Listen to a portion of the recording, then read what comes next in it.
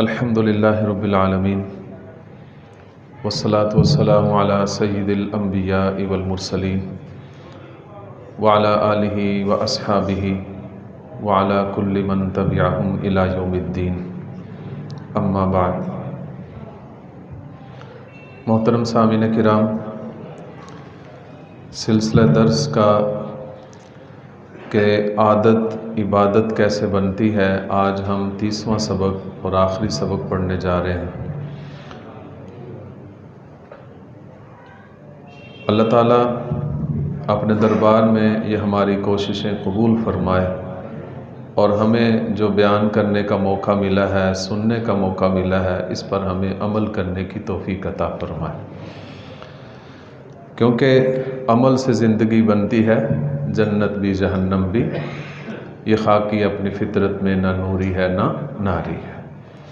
تو عمل کی نیت سے سنا کریں، عمل کی نیت سے جو بات سنی جائے اس کو آگے پھر عمل میں لانے کی کوشش کرنا۔ انسان ہونے کے ناطے غلطیاں کوتاہیاں ہوتی رہتی ہیں، اس کی تلافی کا دروازہ بھی کھلا ہے، توبہ استغفار ہے،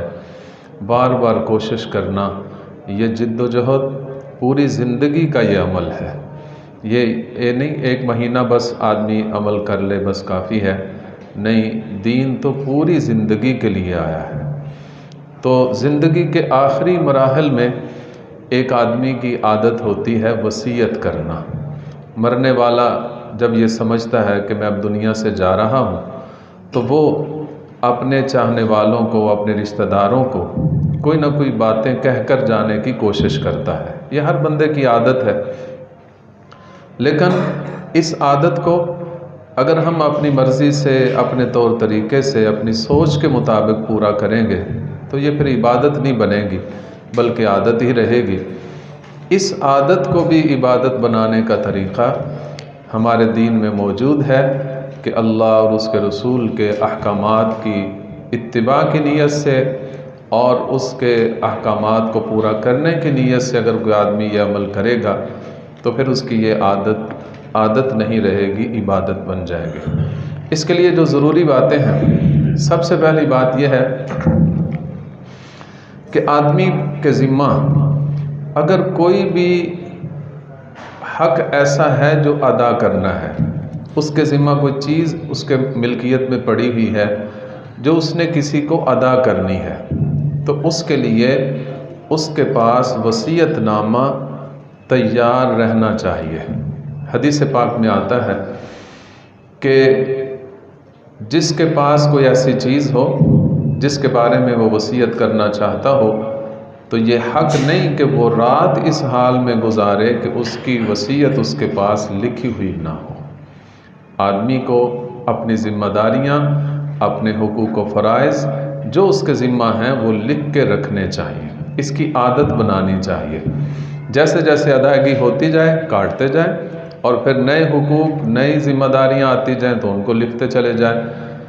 حضرت مولانا مفتی شفیع صاحب رحمہ اللہ، ان کے بارے میں آتا ہے کہ انہوں نے پورا ایک رجسٹر بنایا ہوا تھا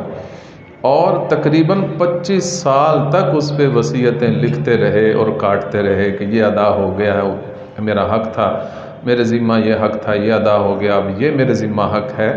25 سال تک کا وصیت نامہ ان کا محفوظ تھا۔ تو یہ ہمیں علماء کرام نے یہ کر کے دکھایا ہے کہ ایسی ذمہ داریوں کو ادا کرنے کے لیے آدمی کو ان تعلیمات پہ عمل کرنا چاہیے۔ دوسری بات یہ ہے کہ آدمی اور تو بہت ساری وصیتیں کرتا ہے دنیاوی معاملات کی،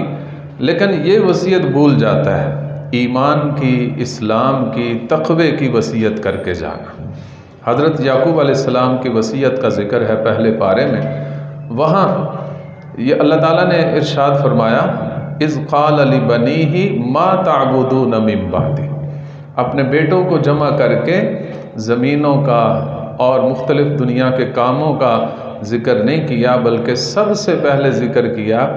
کہ میرے بعد تم عبادت کس کی کرو گے۔ تو یہ ایمان کی جو ہے وصیت کر کے جانا کہ بچوں میرے بعد شرک نہ کرنا،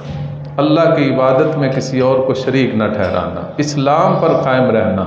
تقوی کی زندگی گزارنا، یہ ہر بندے کا یہ حق بنتا ہے کہ اولاد کو اس بات کی وصیت کر کے جائے۔ تیسرا یہ تعلیم ہے کہ اگر آدمی کے ذمہ کوئی حقوق اللہ ہیں، نمازیں رہتی ہیں، زکوٰۃ کی ادائیگی رہتی ہے، روزے رہتے ہیں، یا کوئی اور دینی ایسا فریضہ جو اس پہ بنتا تھا اور وہ ادا نہیں کر سکا، اس کو لکھ کر جائے کہ میری زندگی کی اتنی نمازیں رہتی ہیں، اتنی زکوٰۃ رہتی ہے، اتنے روزے رہتے ہیں، حج فرض ہے تو میں نہیں کر سکا، یا جو بھی اس کے ذمہ حقوق اللہ میں سے بنتے ہیں وہ لکھ کے رکھنے چاہیے، تاکہ اچانک اگر موت آ جائے تو بعد میں جو اس کی اولاد ہے اس کی کوئی نہ کوئی تلافی کر سکے، اس کا فدیہ ادا کر سکے۔ اور اس کے ساتھ ساتھ وصیت میں اعتدال کرنا، یعنی ایسا نہ ہو کہ حد سے تجاوز ہو۔ اللہ تعالیٰ نے سورہ نساء میں دوسرے رکوع کے اندر وراثت کے احکامات بیان کیے اور اس میں وصیت کا بھی ذکر کیا، لیکن ساتھ ساتھ یہ بھی تعلیم دی ہے کہ وَمَن يَعْصِ اللَّهَ وَرَسُولَهُ وَيَتَعَدَّ حُدُودَهُ يُدْخِلْهُ نَارًا خَالِدًا فِيهَا وَلَهُ عَذَابٌ مُّهِينٌ۔ جو ان باتوں میں جو ہم نے تعلیم دیے ہیں، ان میں اللہ اور اس کے رسول کی نافرمانی کرے گا یا حد سے تجاوز کرے گا تو پھر ایسے بندے کو اللہ تعالیٰ جہنم میں داخل کریں گے، جس میں وہ ہمیشہ رہے گا اور اس کے لیے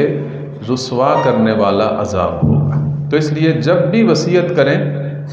تو اسلامی تعلیمات کو مد نظر رکھتے ہوئے وصیت کریں، کوئی ایسی وصیت نہ ہو کہ جو اسلام کے خلاف ہو۔ اس کے ساتھ ساتھ قرض کی ادائیگی، جیسے میں نے پہلے کہا ہے، جیسے حقوق اللہ اس نے لکھ کے رکھنے ہیں، حقوق العباد میں بھی اگر کوئی کمی کوتاہی ہو گئی ہے اس کو بھی لکھ کے رکھے کہ میں نے فلاں سے اتنا قرضہ لیا ہے، وہ بھی لکھے تاکہ ادائیگی کا اس کا کوئی نہ کوئی سامان ہو سکے، اور یا کسی کو قرضہ دیا ہوا ہے اور واپس لینا ہے وہ بھی لکھ کے رکھنا چاہیے، کیونکہ وہ آپ کے مرنے کے بعد اس مال کے حقدار وارث ہیں۔ آپ کے نہ لکھنے کی وجہ سے ان کا مالی حق جو ہے وہ ضائع ہو جائے گا، تو اس لیے لینے والا قرضہ بھی لکھنا چاہیے اور دینے والا قرضہ بھی لکھ کے رکھنا چاہیے۔ کچھ مال اللہ کی راہ میں وقف کرنا چاہیے اگر آدمی کے پاس استطاعت ہو، کوئی طاقت ہو۔ کیوں کہ نبی اکرم صلی اللہ علیہ وسلم کا فرمان ہے کہ جب بندہ دنیا سے رخصت ہوتا ہے اس کے سارے اعمال ختم ہو جاتے ہیں، لیکن وہ کچھ ایسے اعمال ہیں جو اس کے لیے صدقہ جاریہ بنتے ہیں۔ ان میں سے یہ ہے کہ جو اللہ کے نام پہ کوئی چیز وقف کر کے گیا ہے، مسجد بنا گیا، مدرسہ بنا گیا، کسی جگہ مسافروں کے ٹھہرنے کی جگہ بنا گیا، کہیں کسی غریب کو کوئی مکان دے گیا، تو یہ مسلسل اس کے نامہ اعمال میں ثواب کا باعث بنتا رہے گا۔ تو اگر آدمی کے پاس استطاعت ہو تو کوئی نہ کوئی اللہ کے نام پہ وقف کرنا چاہیے۔ اسی طرح 7ویں نمبر پر یہ ہے کہ جب بھی وصیت کرے تو اپنے تہائی مال سے کم میں وصیت کرے، اگرچہ پورے مال کا تیسرا حصہ بھی وصیت کر سکتے ہیں، لیکن پھر بھی نبی اکرم صلی اللہ علیہ وسلم نے اس کے بارے میں ایک صحابی سے فرمایا کہ یہ جو ثلث ہے نا، یہ ثلث بھی زیادہ ہے، یعنی والثلث کثیر، ثلث تک وصیت کر سکتے ہو لیکن یہ بھی زیادہ ہے، اس سے کم جو ہے آپ وصیت کر سکتے ہیں۔ اپنے مال کا حساب کریں، اس کا 3 حصوں میں تقسیم کریں، تیسرے حصے سے کم حصہ جو ہے وہ کسی کار خیر میں وصیت کر کے آدمی جا سکتا ہے۔ اسی طرح وصیت پر کوئی نہ کوئی گواہ بنا لینا چاہیے، تاکہ اس وصیت میں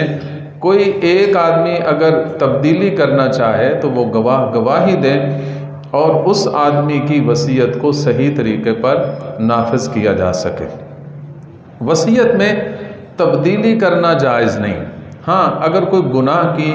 یا خلاف شریعت کوئی وصیت کی گئی ہے